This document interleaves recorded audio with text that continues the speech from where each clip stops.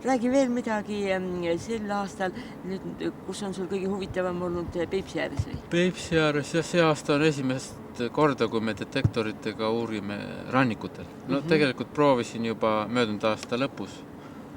Käisin autoga, sain mitmes punktis kõikidel rannikutel vaadata ja selgus, et mõnes kohas ikka koonduvad hästi ja just seesama parginahkir, kes rändab ja ta oli ka arvukas, oli mingil kuupäeval oli vist nii, et 100 tükki tunnis lendas läbi ühest punktist.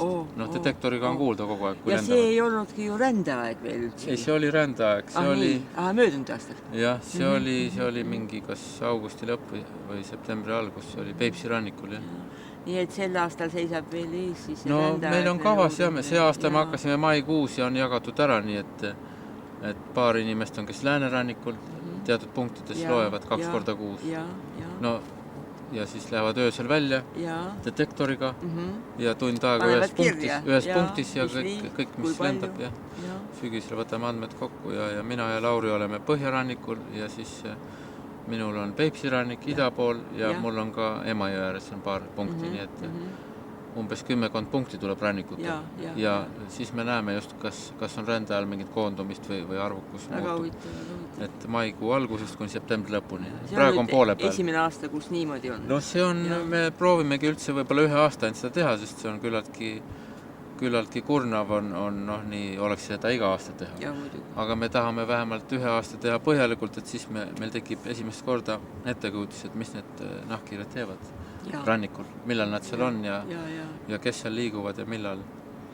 Ja eks siis selle uurimuse põhjal saime otsustada, et kas me edaspidi teeme seda sama või teeme midagi muud. Kas see Soome lahe rannikul teised riigid ka uurivad? No soomlastega meil on koostöö, on Yrjö Siivonen, on Helsingi lähedal, kes juba 5 aastat käib Eestis ja me oleme käinud ka Lätis ja Leedumaal ja Poolas isegi koos, nii et meil on ühised uuringud, et nendel on ka samasugune tehnika. Ja kas nad teevad neid eelmine aasta nad tegid ka. Eelmine aasta ma saatsin elektronkirja, et kuule Yrjö, et ma hakkasin siin loendama, et hiired lendavad ja et vaata, kas sul on ka ja ta tegigi Soome lahe, see lõunarannik, mis on, eks ju, või on Põhjarannik, õigem on öelda. No olen kust poolt vaadata. Nojah, aga Soome lõunapoolne rannik, et meie mõttes Soome lahe Põhjarannik ja seal ta tegi, mingid paarkümmend punkti, et need andmed on olemas, me saame nendest ühe artikliga kokku. No eks nad tulevad siis lausa üle lahe ikka, need nahkhiired, kui need rändliigid. Seda ei tea, sest ei vähed ümber Soome lahe siis ometi lenda. Üle lahe, neid vaatlusi ei ole tegelikult. Ei ole tõestatud, et arvata võib kõike, aga üks huvitav vaatlus oli Nikolai Laanetu tegi ühe Soome kolleegiga Turu saarestikus, mis on Hankost umbes 60 kilomeetrit lääne pool Ahvenamaa saarte servas. Ja tal oli niisugune juhus, et kas 5. mail või aastal 2001 rahvusvaheline nahkhiire aasta oli ja siis ta oli seal saarte peal, vaatasid linde seal ja päisepäeva ajal korraga nahkhiir tuleb.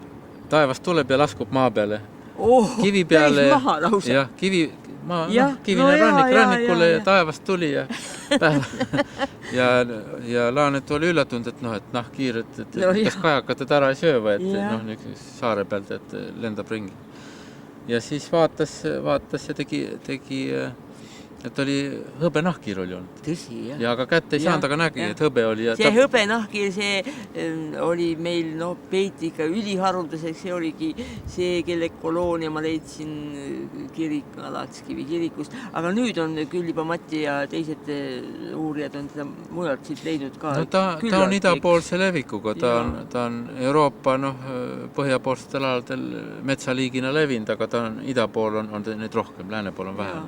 Lääne-Euroopast on haruldane.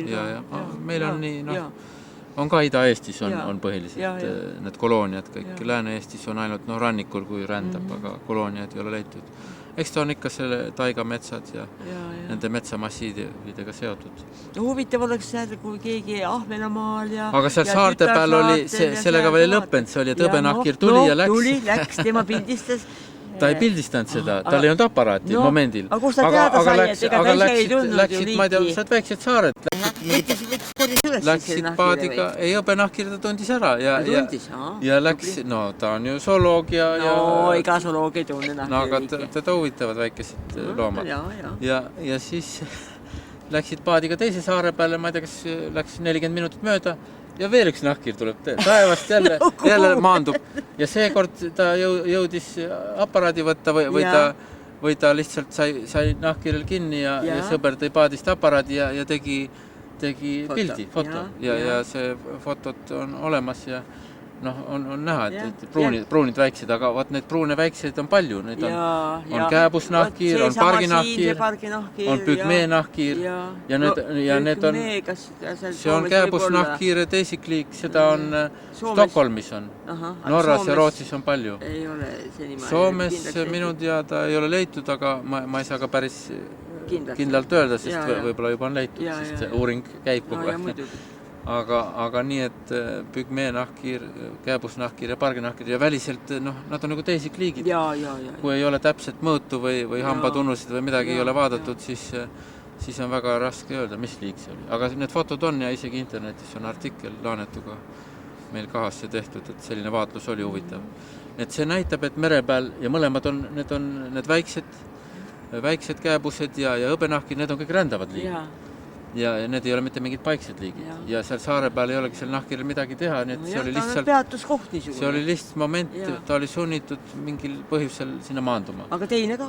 Aga Laanet ütles, et oli selline huvitav ilm olnud, et lõuna pool oli mingi soe õhumass ja põhja pool oli hästi külm ja ta arvas, et nahkirid, kes rändasid, need põrkusid mingit väga vastu külma õhku ja nad ilmselt... Selle tõttu laskusid. Nad lihtsalt laskusid.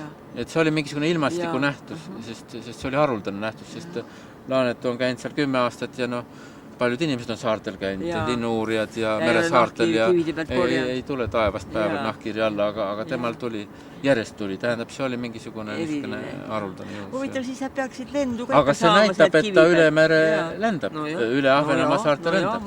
Kui rändliigid laskuvad taevast nende meresaartele, tähendab, järelikult nad üle mere rändavad, nii et see on üks tõend. Ja seal tulevad juba meie saared, juba Osmussaare, ja rohkem tõendeid ei ole, sest et üle mere rändamisel ei ole. Sest rõngastamisel me ei saa ju teada tema teekonda. Me saame teada, et panime rõnga siin sellel kuupäeval ja see liik ja sealt leiti, kus siis Prantsusmaalt. Aga ta kunagi ei lenda lennult. Need vahemaad rõngastatud nahkhiirtel ja lindudel, need on kõik arvutatud kaardi pealt otse, aga ükski loom ega lind ei lenda otse, seal on mäed on vahel ja takistused, nemad lendavad mööda oma biotoope, kus nad vahepeal toituvad ja mööda rannikut väga tihti või veekogusid või metsaribasid. Nii et need rändevahemaad on ikka 1000 kilomeetrit, mis rändnahkhiired ka koos lindudega läbi teevad iga aasta. Aga Venemaa uurijad ei ole seda Soome läheranniku... Venemaa on suur ja lai ja uurijaid on seal vähe. Peterburis on ikka mõned ja need detektorid, need on liiga kallid. Ütleme, Venemaal ressursse ka ei ole ja muuses, olgu öeldud, meil ka ei ole ressursse. Need detektorid on kõik välismaalaste kingitud.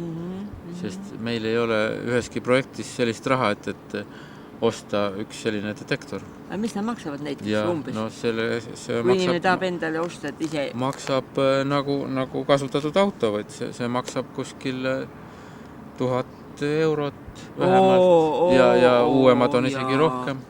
Nii et ei ole mõeldav, et keegi looduse huviline endale ostab ja hakkab niimoodi... Aga see variant, mis sul on teine, see on lihtsam, see on odavam. See on midagi 200 või 300 eurot. Rootsi krooni. Rootsi kroon, no siis ei ole viga. Ei, mitte nii vähe ta ei ole. Ta on ikka umbes 3000 krooni tuleb. Et ta on ikka 2000 Rootsi krooni. Mõeldav, kui seal on tõsine huvi. No see on ta on odavam kui televiisor, ütleme nii, et ta on ka hea, aga siin on rohkem võimalusi ja siin T240, siin saab siis neid hääli salvestada, kui on vaja, ultraheli ja seda salvestatud häält saab pärast uurida arvutis ja määrata liiki paremini, aga sellega saab ainult kuulata. ja noh, pärast ei saa. Aga noh, see on vähemalt niisugune võimalus, mis on täiesti lubatud igale kodanikule, niisuguse karbikesega ringi käia ja ütleme... Ja selleks ei ole luba vaja. Kui nahkhiirt tahad püüda, siis alati peab luba olema. Isegi kui leiad surnult nahkhiire, seaduse järgi sa pead juba, oled kohustatud kuhugi teatama ja see on juba teatud määral kuritegu, kui nägin maas surnud nahkhiirt ja seda üles ei korjanud ja ei viinud see võib olla kuritegu, aga samas kui võtan nahkhiire, ei tea, kas ta on surnud või ei ole, kui ta ammustab, see on jälle ka ohtlik, et võib saada marutaudsi. Nii et see nahkhiire asi... karbiga kaugelt. Jah, aga detektoriga on hea, et me nahkhiirele ei lähe juurde, me teda ei puuduta.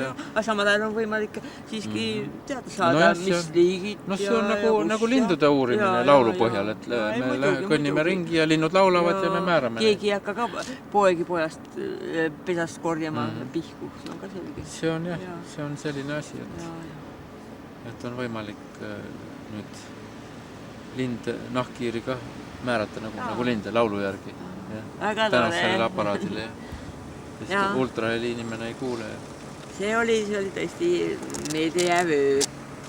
Väga kena. See oli haruldane. Minu kodulinnas, kus ma ei ole tõesti leidnud ühtegi nahkhiirt. No sellised kolooniad ei ole küll, kus 100 tükki vähemalt lendab ümber puu.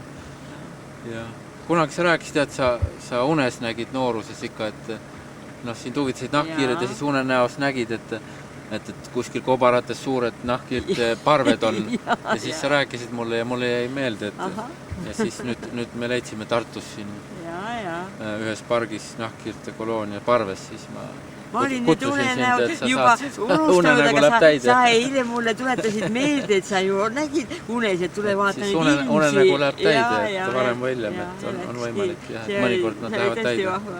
Tõesti oli palju nahkhiiri. No nii, ja küll. Noh, siis on aparaat on jälle valmis ja järgmiseks korraks saab jälle seda kasutada.